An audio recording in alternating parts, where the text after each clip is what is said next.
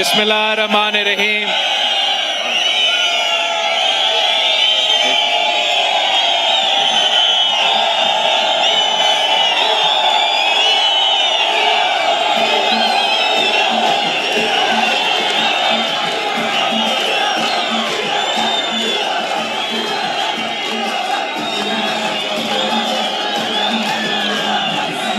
بسم اللہ الرحمن الرحیم. نعرے تکبیر، نعرے رسالت، نعرے حیدری، نعرے بھٹو.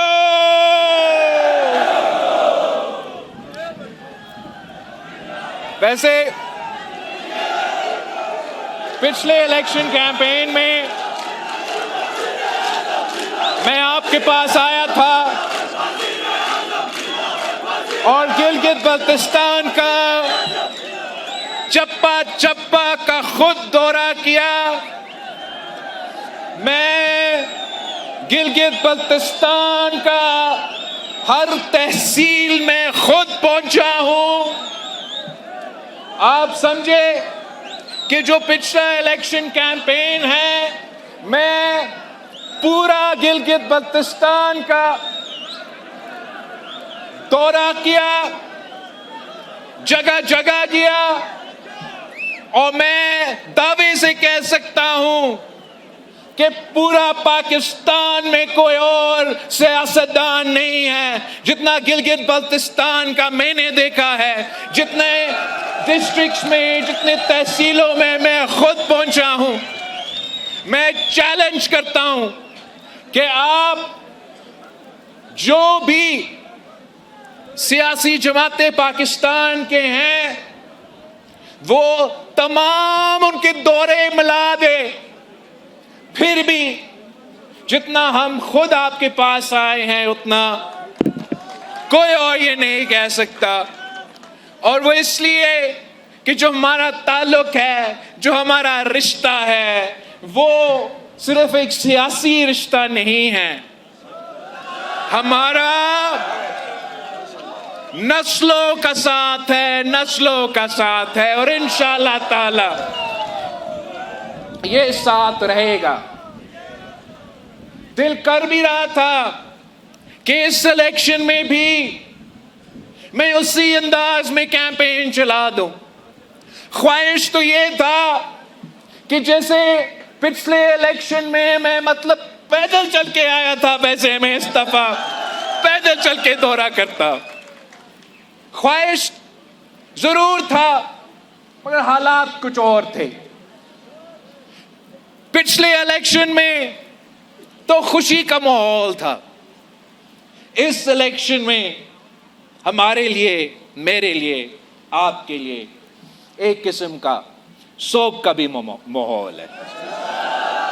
تو خواہش یہی تھا کہ میں بلتستان کی ہر ڈسٹرکٹ میں، گلگت کی طرف بھی ہر ڈسٹرکٹ میں ویسے چلوں، مگر میں اس انتظار میں تھا کہ ہمارا فیلڈ مارشل صاحب کا جو امن کے لیے کوشش ہے وہ کامیاب ہو جائے، امن ہو جائے. ایران میں جو واقعے ہوئے ہیں، جو شہادتیں ہوئے ہیں، جس انداز میں ان زائونسٹ قوتوں نے مطلب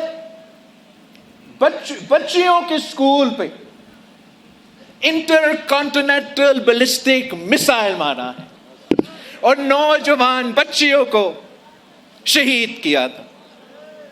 جس انداز سے، جس بے دردی سے انہوں نے پورا عالمی دنیا کے قانون توڑتے ہوئے آیت اللہ خامنئی کو شہید کیا رمضان کے مہینے میں، ان کے بچے، ان کے نوازی ساتھ تھے.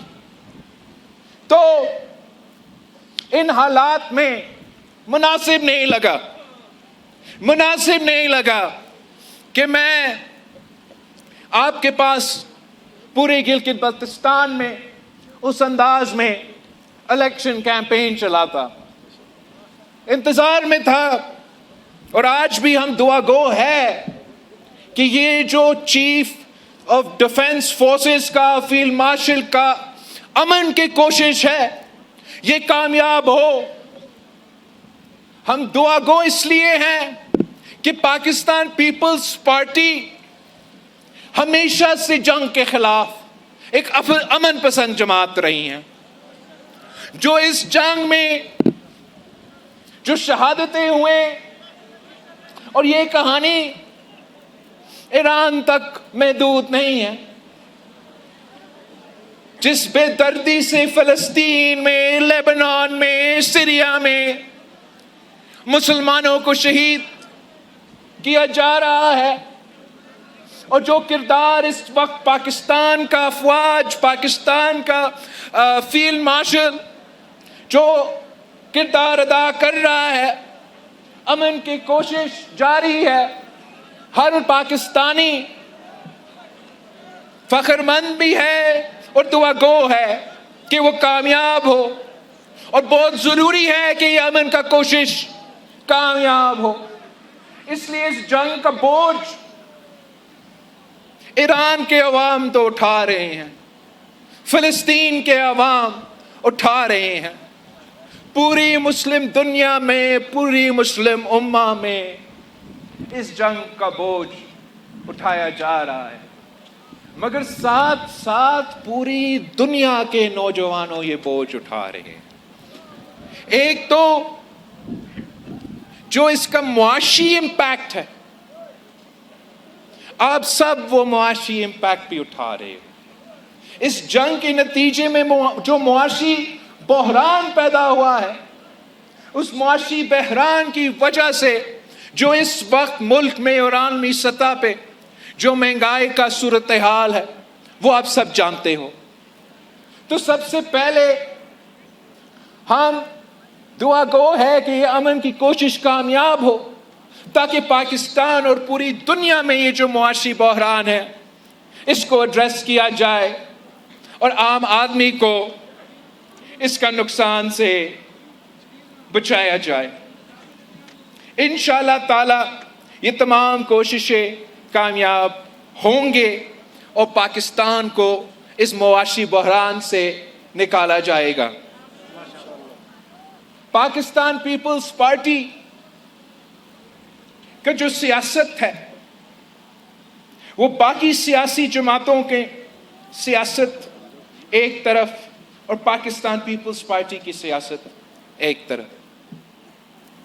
ہم وہ واحد سیاسی جماعت ہے جو اس وقت میدان میں ہے، جو پسماندہ طبقہ کا نمائندگی کرتے ہیں، جو غریب طبقہ کا نمائندگی کرتے ہیں، جنہوں نے کسانوں کو، مزدوروں کو، محنت کشوں کو حقوق دیا. ہم پہلے پسماندہ طبقہ کا سوچتے ہیں، پھر ترقی کرنے والوں سے پوچھتے ہیں.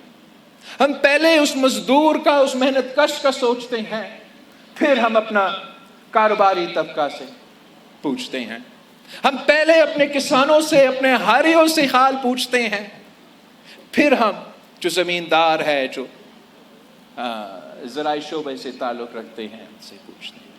اور ہم سمجھتے ہیں کہ ملک کی ترقی تب ہو سکتا ہے جب پسماندہ طبقہ ترقی کرے، جب مزدور کو، کسان کو، نوجوانوں کو معاشی طور پہ مضبوط کیا جائے تو پورا ملک مضبوط ہو جاتا ہے. باقی سیاسی جماعتوں سمجھتے ہیں کہ آپ امیروں کو مزید امیر بنا دیں تو ملک ترقی کر لے گا. یہ کس قسم کا معاشی پالیسی ہے کہ امیر تر ہو، غریب غریب تر ہو، اور نام ترقی کا دیا جاتا ہے. پاکستان پیپلز پارٹی کا نظریہ یہ ہے کہ ترقی وہ ہے جب کسان ترقی کرتا ہے، ترقی وہ ہوتا ہے، معاشی ترقی وہ ہوتا ہے جب مزدوروں کو محنت کا صلہ دیا جاتا ہے. ترقی وہ ہے جب نوجوانوں کے لیے روزگار کے مواقع پیدا کیے جاتے ہیں. اور 3 نسلوں سے یہ ہمارا ریکارڈ ہے. اب قائد عوام شہید ذوالفقار علی بھٹو کا معاشی ریکارڈ اٹھا کے دکھائے تو قائد عوام نے کسانوں کو زمین کا مالک بنایا، مزدوروں کو، آج ایک مہمان آیا ہے گلگت پہ، وہ برا نہ مانے، مزدوروں کو